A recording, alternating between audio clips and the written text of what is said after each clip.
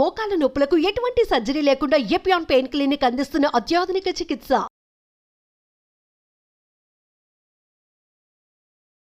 Hello yes, welcome to Suman TV. ప్రస్తుతం మనతో పాటు ఉన్న డాక్టర్ మాలతి శ్యామల గారు. So Shri Konijeti Rosaiah government nature cure hospital నుంచి సూపరింటెండెంట్ మేడంతో మాట్లాడేద్దాం. నమస్తే మేడం. నమస్తే అమ్మా. మేడం, రీసెంట్గా నేను ఒక చిన్న టెస్ట్ చేయించుకున్నాను. అంటే బాగా కళ్ళు తిరిగినట్టు అనిపించడం, బాగా బాడీ అంతా వీక్ అవ్వడం అని. అంటే ఇది హాస్పిటల్కి వెళ్ళి టెస్ట్ చేయించుకుంటున్నప్పుడు వాళ్ళు నాతో చెప్పింది అంటే, నీకే కాదమ్మా, ఈ మధ్య ప్రతి ఒక్క యంగర్ జనరేషన్లో ఇది ఫేస్ చేస్తున్నారు, B12 అండ్ అలానే విటమిన్ D3.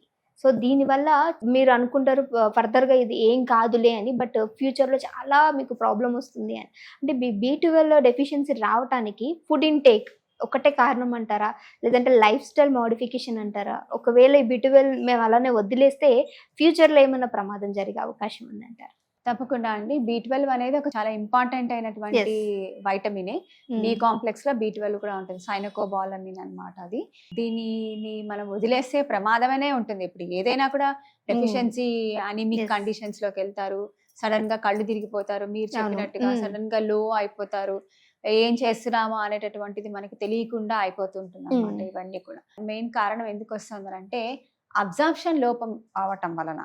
అంటే మీరు తింటున్నారు శాకాహారాలలో ఎక్కువగా మనం ఎలా చూస్తామంటే శాకాహారం తినేటటువంటి వాళ్ళలో ఎక్కువగా ఉంటుంది అని ఒక మేము చదువుకున్నప్పుడు అలాగే ఉంటుంది, ఇప్పుడు అలాగే ఉంటుంది. అవును, అంటే వాళ్ళు కూడా అదే, మీరు నాన్ వెజ్ తింటారా అని.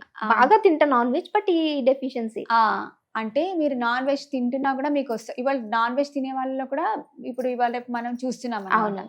ఎందుకు అని అంటే అబ్జార్ప్షన్ కెపాసిటీ సరిగ్గా లేకపోవటం వలన. అంటే అబ్జార్ప్షన్ ఎప్పుడు మనకి బాగా పెరుగుతుంది, శరీరంలో మల్లె పదార్థాలు లేకపోతే, వేస్టేజ్ మ్యాటర్ లేకపోతే అబ్జార్ప్షన్ ఏది తిన్నా అది మనకి అబ్జార్ప్షన్ అవుతుంది. సో ఇది ఎందుకు అవుతుంది అంటే లైఫ్ స్టైల్ సరిగ్గా లేకపోవటం వల్ల, అంతకు ముందు మీరు తినేటటువంటి ఆహారం అనేటటువంటి సరిగ్గా లేకపోవటం వల్ల. అది డైజెషన్ కాదు, అన్డైజెస్టెడ్ ఫుడ్ ఏదైతే మన శరీరంలో ఉండిపోతుందో అదే మనకి చెడు పదార్థం లాగా తయారవుతుంది. సో అది ఎక్కువగా పైలప్ అయిపోవటం వలన ఇలా అబ్జార్ప్షన్ అనేటటువంటిది తక్కువైపోతూ ఉంటుంది అనమాట. సో ఏవైతే అబ్జార్ప్షన్ కావాలో వాటి మీద ప్రభావితం చూపిస్తుంది కదా ఇది. సో కాబట్టి మనం తినే ఆహారాన్ని ఏదైతే తింటున్నామో దాని సరైనటువంటి నిష్పత్తి లోపల సరిగ్గా సమతుల్యంగా మనం తీసుకోవాలి. ఒక్కొక్కసారి ఏమైపోతుంది, ఎక్కువగా నెయ్యి బాగుంది కదా అని చెప్పి నెయ్యే మనం కాఫీ లాగా తాగం కదా. నెయ్యి బాగుంటుంది అది కాఫీ లాగా తాగం కదా.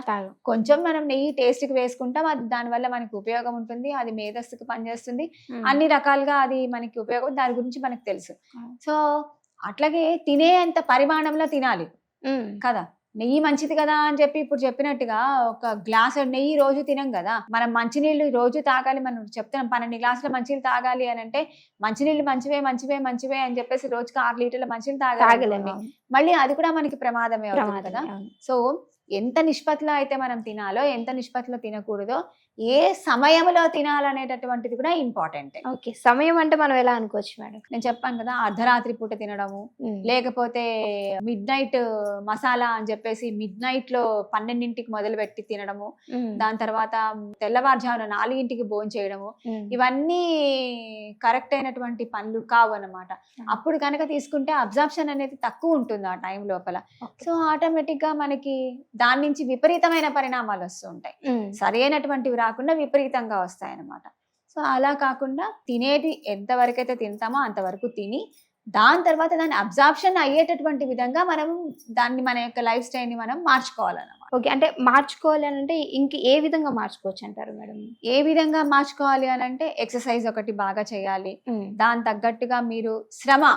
ఎక్సర్సైజ్ అంటే అందరు ఏమనుకుంటారు, జిమ్కి వెళ్ళాలి లేకపోతే ఇంకొకటి ఏదో చేయాలి, అదొకటి శ్రమ. ఇంకొకటి ఏంటంటే మీరు మధ్యలో ఇంతకుముందు విటమిన్ D3 అనేటటువంటిది చాలా తక్కువ అవుతుంది అని చెప్పి అన్నారు కదా. సూర్యరశ్మికి ఎక్కడ ఎక్స్పోజ్ అవుతున్నారు? ఏసీ లేకపోతే ఒక్క నిమిషం కూడా మనం పని చేయలేనటువంటి పరిస్థితి. ఒకప్పుడు అన్నగత ప్రాణం అనేటటువంటి వాళ్ళు ఇప్పుడు ఏసీగత ప్రాణం అయిపోయింది, అందరికీ కూడా ఏసీగత ప్రాణం అయిపోయింది. ఏసీ లేకపోతే ఒక్క సెకండ్ ఒక నిమిషం పాటు కూడా మనం ఉండలేకపోతున్నాం. సో మనం బయటకి ఎక్కడ ఎక్స్పోజ్ అవుతున్నాము?